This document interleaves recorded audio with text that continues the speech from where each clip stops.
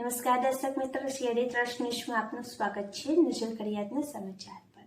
ભારતીય પત્રકાર સંઘ ભરૂચ જિલ્લાની કારોબારી સમિતિ બેઠક આજ રોજ માહિતી કચેરી ભરૂચ ખાતે યોજાઈ હતી, જેમાં આવનારા સમયમાં અંકલેશ્વર ખાતે યોજનારની સંઘ પત્રકાર સમારંભનું આયોજનને લઈ વિવિધ મુદ્દે ચર્ચાઓ થઈ હતી, તેમજ આવનારા સમયમાં સંગઠન દ્વારા તાલુકા દીઠ વિવિધ પ્રોગ્રામોની ચર્ચા વિચારણા થઈ હતી।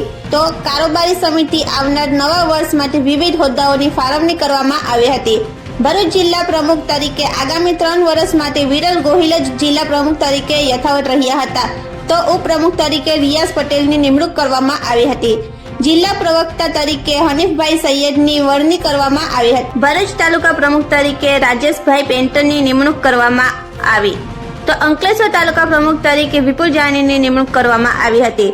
તાલુકા મહામંત્રી તરીકે જાવીદભાઈ શેખની નિમણૂક થઈ હતી અને વાગરા તાલુકા પ્રમુખ તરીકે નઈમ દિવાન, ઝઘડિયા તાલુકા પ્રમુખ તરીકે ગુલામભાઈ ખત્રી, અંકલેશ્વર તાલુકા મંત્રી તરીકે શાહ નવાઝ મસાણીની નિમણૂક કરાઈ। ઉસ્માનભાઈ ઈટવાળા ભરૂચ તાલુકા મંત્રી તરીકે નિમણૂક થઈ હતી।